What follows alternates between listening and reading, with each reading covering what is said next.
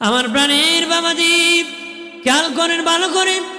আল্লাহ নবীর সুন্নত হলো যদি কোনো বুড়া মানুষ কোনো গাটুরি নিয়ে যেতে পারে না তাকে এগিয়ে দেওয়া।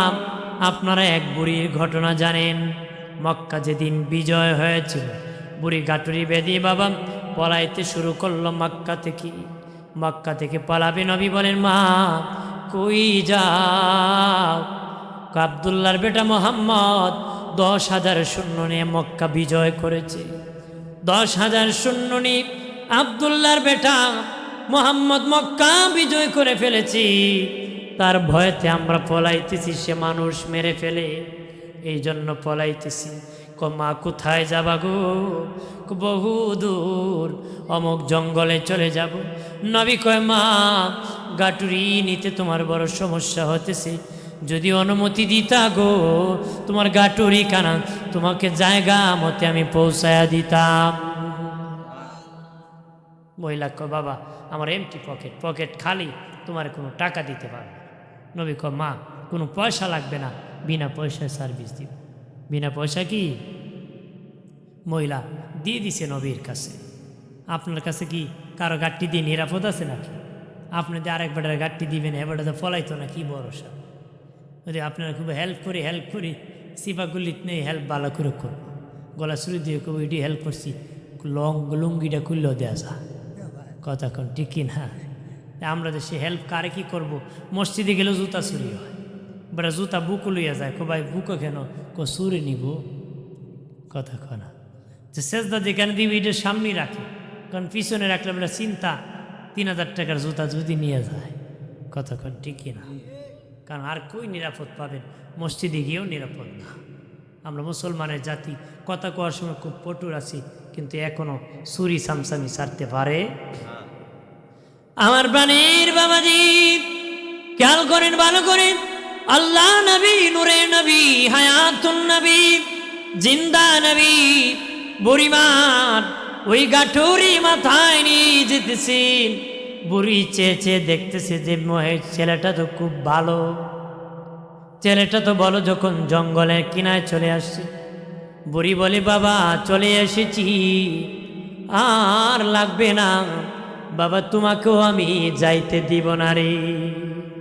মোহাম্মদ বড় খারাপ মানুষ, মেরে ফেলে বাবা, তুমি সেখানে থেকে যাবা। নবী ডেকে বলে মা মোহাম্মদকে দেখছুনি? মহিলা কো বাবা আল্লাহ যেন তার চেহারা আমার না দেখায়। কি কয়? আল্লাহ যেন তার চেহারা আমারে, আর সামনে কি আমার নবী দেখতেছি।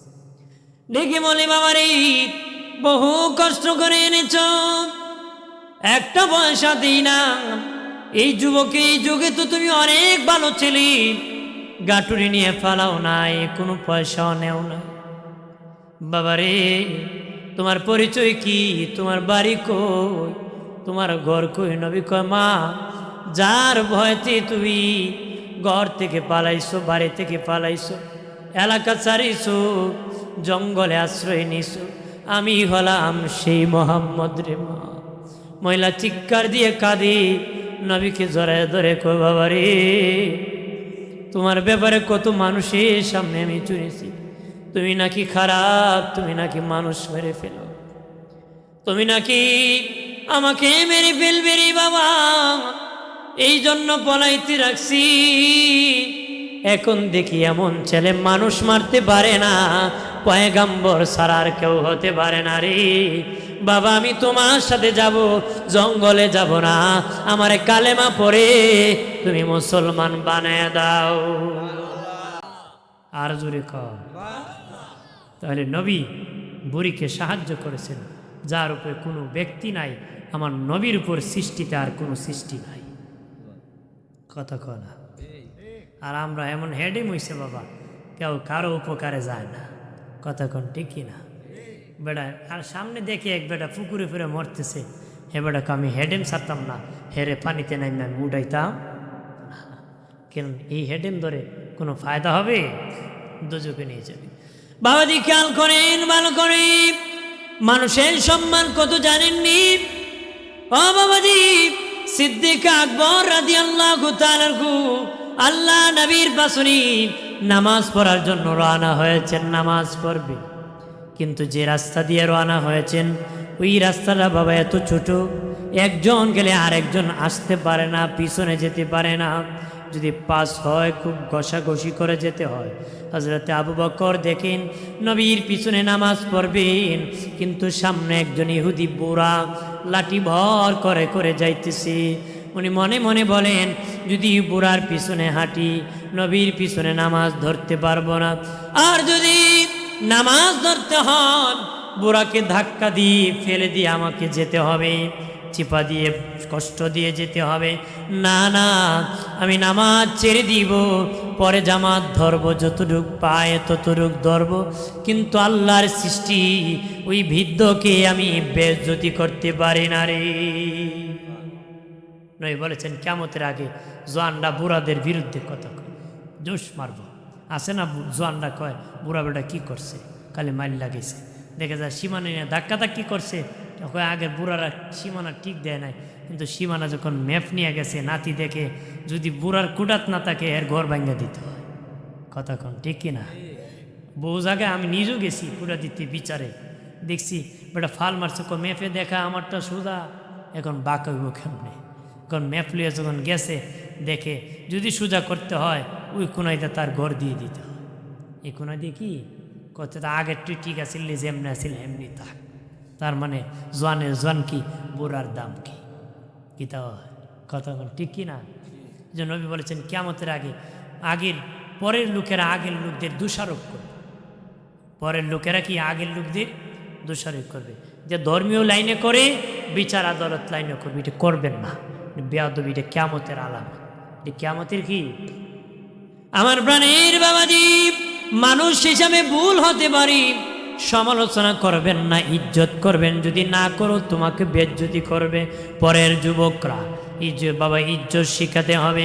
হযরতে আবু বকর সিদ্দিক রাদিয়াল্লাহু তাআলা বলেন, বুড়া ইহুদি হতে পারি, আমি সম্মান করব।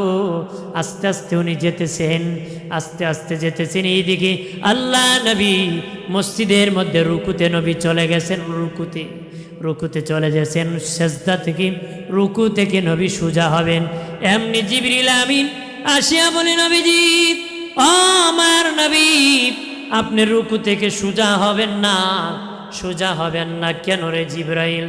জিবরিল বলে, নবীজি আপনার আবু বকর আল্লাহর এক সৃষ্টিকে সম্মান করেছে, ইজ্জত করতে যাইয়া জামাত চেনে যাইতেছে, জামাতে শরীক হতে পারে নাই, নির্ধারিত সময় গো নবীজি সম্মান করেছে আল্লাহর সৃষ্টিকে। এই জন্য আমার আল্লাহ আবু বকরকে সম্মান করেছে, বলে দিয়েছে আবু বকর যতক্ষণ আসবে না ততক্ষণ রুকু থেকে সোজা হয়ে আপনি দাঁড়াবেন না। কন্যা সুবহানাল্লাহ। তাহলে আল্লাহ ইজ্জত করছে, আল্লাহর সৃষ্টিকে ইজ্জত করার কারণে। তুমি যখন ইজ্জত করবা ইজ্জত পাইবা। আদবে আউলিয়া, বেয়াদবে দেউলিয়া। বেয়াদবি কি? দেউলিয়া। কোনো বেয়াদব জান্নাতের মেহমান হবে না। কোনো বেয়াদব কি জান্নাতের? আমার প্রাণের বাবাজি খেয়াল করেন ভালো করে, ও বাবাজি, একজন আরেকজনের পাশে দাঁড়িয়ে যাও। নবী বলেন, একই মায়ের সন্তান যেমন আপন ভাই হয়, আপন ভাই হয় এক মায়ের সন্তান হওয়ার কারণে একজন আরেকজনের পাশে দাঁড়ায়। কেন আপন ভাইটি? নবী বলেন, মুসলমান মুসলমান ভাই ভাই, কারণ কি জাননি? একই কালেমা পড়েছি, এই জন্য ভাই ভাই হয়ে গেছি। কি হয়ে গেছি? আপনার বাপও আপনার ভাই, আপনার বাপও কি? যদি বাপ মুসলমান হয়, আপনি যদি মুসলমান হন, আপনার বাপ ভাই। আপনার বাপ কি? আজকে গিয়া কোন ভাই ভালান হি কোয়েন গিয়া, এটা বেয়াদবি। এটা কি বেয়াদবি? ভাই বলে তাকে ডাকা যাবে না, সে আপনার পিতা, সে আপনার কি পিতা। নিয়ম হলো ছোটরা বড়দের নাম ধরে ডাকা বেয়াদবি। দরকারে নাম কওয়া যায়, দরকারে কি? অনেক মহিলা আছে জামার নাম কয় না, এখন কয়, এখন তো নাম ধরে ডাকেও হই, কথা কয় না, আগেররা ডাকতো না।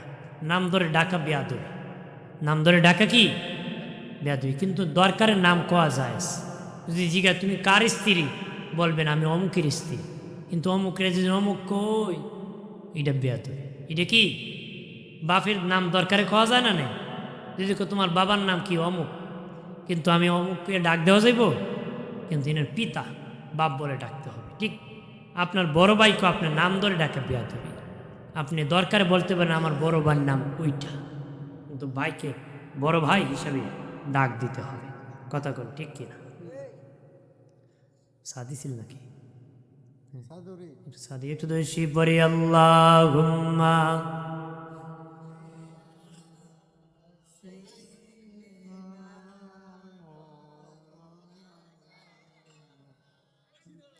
ওয়ালা আলি মোহাম্মদ।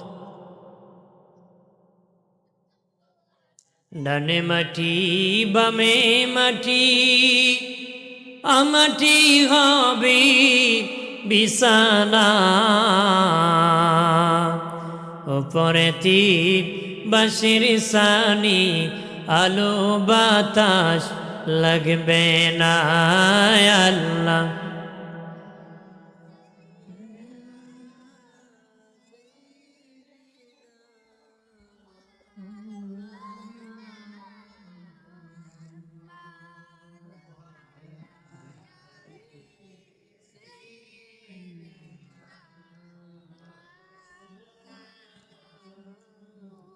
এ দরাতে সে নবী না দেখিলেন বাবার মুখ, 6 বছরে কালী নবী হারাইলেন মায়ের বুক আল্লাহ।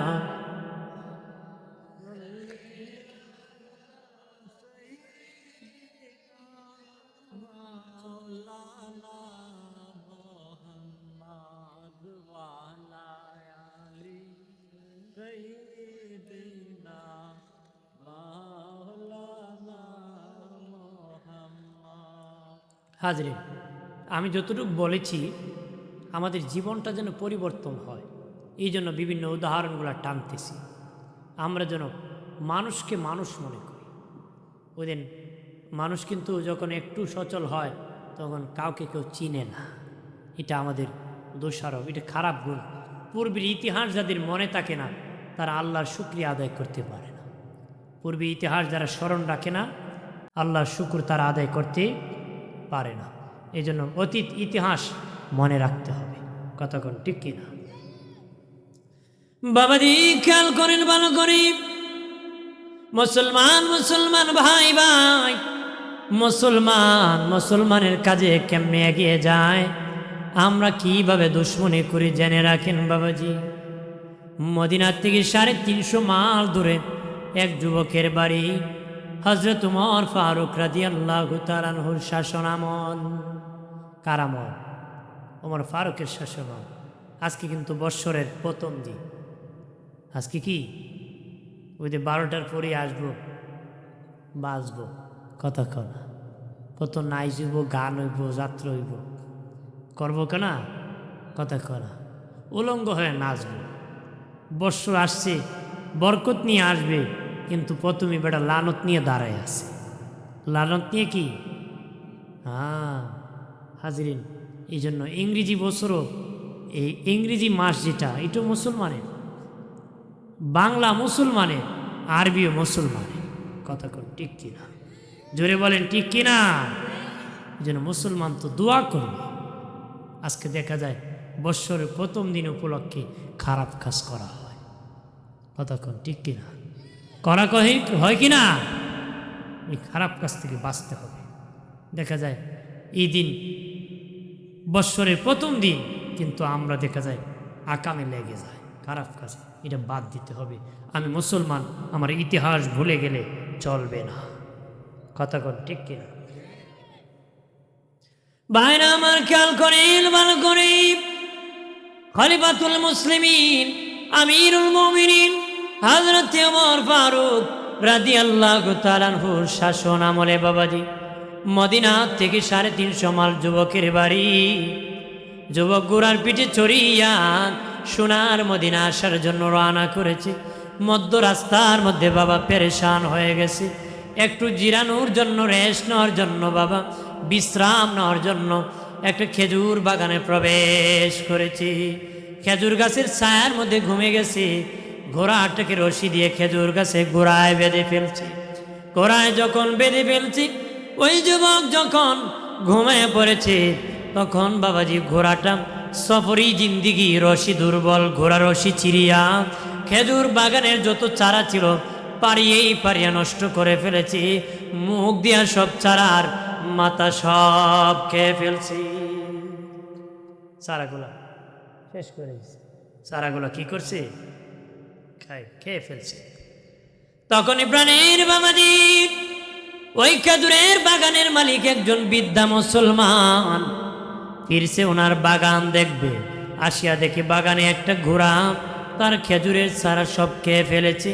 উনি ঢিল মারা শুরু করছে, ওই বাগানে ঢিল মারা শুরু করছে ঘোড়ার পিঠে। ঘোড়ার দেহে ঢিল মারতে মারতে ঘোড়ার মাথা ছিদ্রি হয়ে বাবা ঢিল ঢুকে গেছে। ঘোড়ার রক্ত যেতে যেতে ঘোড়ায় জাগা মরে গেছে, জাগায় মরে গেছে। বুড়া দাঁড়ায় আছে, হাঁড়ি কি করলাম, ঘোড়া মেরে ফেললাম। ঠিক ওই মুহূর্তে ওই যুবকের ঘুম ভেঙে গেছে। ঘুম থেকে উঠে দেখে ঘোড়া তার মরে আছে। ও বড় চাচা, আমার ঘোড়া কেমনে মরল?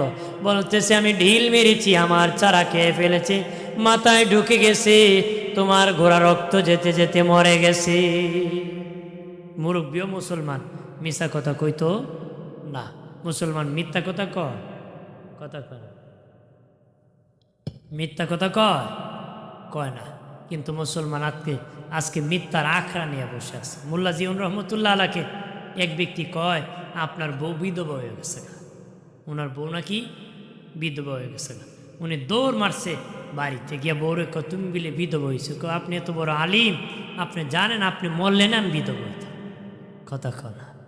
আমি তো এটা বুঝি নাই, মুসলমানে কি মিশা কথা কয় নাকি? উনি ভাবছে আমি তো মিথ্যা কথা কই না, একজন মুসলমান কইছে, আমি ভাবছি সত্য কইছে, আমি আর যাচাই করি নাই, দৌড় মারছি। কি মারছি? দৌড় মারছি। এই জন্য আমরা এত মিথ্যা বলি যে একজন আরেকজনের কথা এখন আর বিশ্বাস করে, প্রতারক হয়ে গেছে। আমার প্রাণীর বাবাজি খেয়াল করেন ভালো করে। ও বাবাজি, যুবক বলে আমার জওয়ানি শক্তি, সফরি জিন্দিগি, ঘোড়া নিয়ে মদিনায় যাব। আমার মেজাজ গরম হয়ে গেল, আমি কিভাবে বাকি রাস্তা যাব? মুরব্বীর সাথে কুস্তি লেগে গেলাম, টাচ করলাম। বুড়া মানুষ ধরতে দেরি জাগায়, লোকটা মরতে দেরি নাই। মারার পরে অনুতপ্ত হলাম, আহারে আমার ঘোড়া মরে গেছে, মরে যাক। আমি তো একটা খুন করে ফেলছি, মার্ডার করে ফেলছি, মানুষ মেরে ফেলেছি, আমি কি করব? আমি তো জাহান্নামী হয়ে গেছি। অপেক্ষা করতেছে ওই বুড়া নিয়ে কোনো গার্জেন ওই বাগানে আসি। বাবাজি সন্ধ্যা হয়ে গেল, হঠাৎ করে দেখি দুটা যুবক ছেলে ওই খেজুর বাগানে প্রবেশ করেছে।